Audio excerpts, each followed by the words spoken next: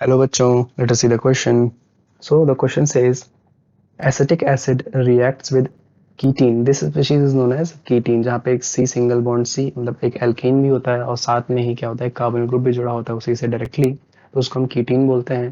तो जब acetic acid react करता है कीटीन से तो कंपाउंड X बनता है और कंपाउंड X को हमसे पूछा गया है कि X क्या हो सकता है। हमको चार ऑप्शन दिए गए हैं, तो रिएक्शन करके देखते हैं यहाँ पे कि कौन सा हमारा प्रोडक्ट बन सकता है। यहाँ पे सबसे पहले हमको यहाँ पे एसिटिक एसिड दिया गया, तो एसिटिक एसिड को मैं ओपन करके लिख लेता हूँ CH3 C single bond, sorry double bond single bond OH। इसके पास क्या होंगे, लोन पेयर्स होंगे यहाँ पे,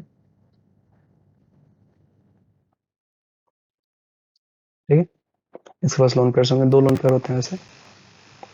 और इसकी रिएक्शन किससे करा रहे हैं, कीटीन से करा रहे हैं, that is CH2 single bond double bond C और डबल बॉन्ड O, ठीक है।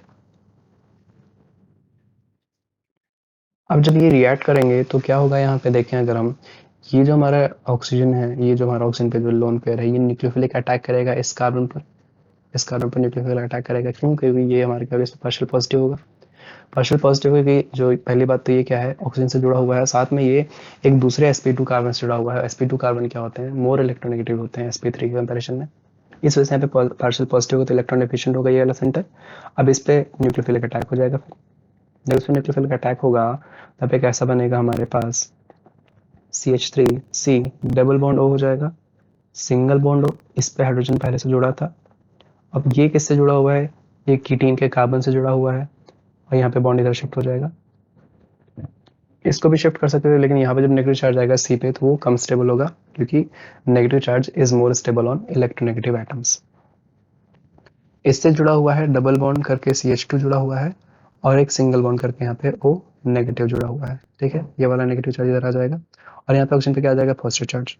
अब क्या होगा, अगले स्टेप में यहाँ पे देखेंगे तो इसको हम इंट्रामोलिकुलर प्रोटॉन ट्रांसफर भी बोल सकते हैं, या फिर इसको जो है सिंपल टर्म्स में देखें, लेमन टर्म्स में देखें अगर हम, तो यहाँ पे क्या हो जाएगा, यहाँ पे डीप्रोटोनेशन होगा इसका और यही प्रोटॉन ये जो ऑक्सीजन नेगेटिव चार्ज के साथ उसको एब्स्ट्रैक्ट कर लेगा। तो अगले स्टेप में यहाँ पे देखें क्या बन जाएगा हमारा, CH3 single bond C double bond O single bond O single bond C double bond CH2 और सिंगल बॉन्ड यहाँ पे क्या हो जाएगा, OH हो जाएगा, ठीक है। ये हमारा प्रोडक्ट बन जाएगा। इसको हम क्या बोलते हैं, ये हमारा एक इनॉल फॉर्म है, क्योंकि यहाँ पे डबल बॉन्ड प्रेजेंट है, अल्कोहल प्रेजेंट है, तो ये हमारा इनॉल फॉर्म है। अब अगर इनॉल फॉर्म होगी तो यहाँ पे टॉटोमराइजेशन भी होगा। जब यहाँ पे टॉटोमराइजेशन होगा तो इसका हम टॉटोमराइजेशन करेंगे और देखेंगे हमारे पास क्या बनेगा।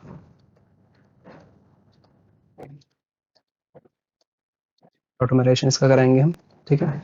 टॉटोमराइजेशन कैसे होगा इसका देख लेते हैं एक बार। इस H को मैं यहाँ पे लिखता हूँ ऐसे।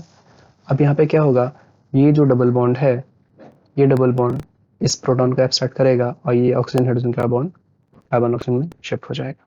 तो कैसा बनेगा, यहाँ पे CH3 single bond C double bond O single bond O single bond C, यहाँ भी डबल बॉन्ड आ जाएगा और यहाँ पे CH3 बन जाएगा, ठीक है।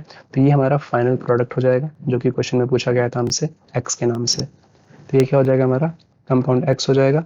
अब इसको अगर हम देखें तो ये क्या लिखा है, इसको हम ऐसे भी लिख सकते हैं कंडेंस फॉर्म में, CH3CO होल ट्वाइस और यहाँ पे O। इसको हम एसिटिक एनहाइड्राइड के नाम से भी जानते हैं, इसका जो कॉमन नेम है दैट इज एसिटिक एनहाइड्राइड, ठीक है। तो ये मेरा फाइनल आंसर हो जाएगा, दैट इज कंपाउंड X हमसे पूछा गया था।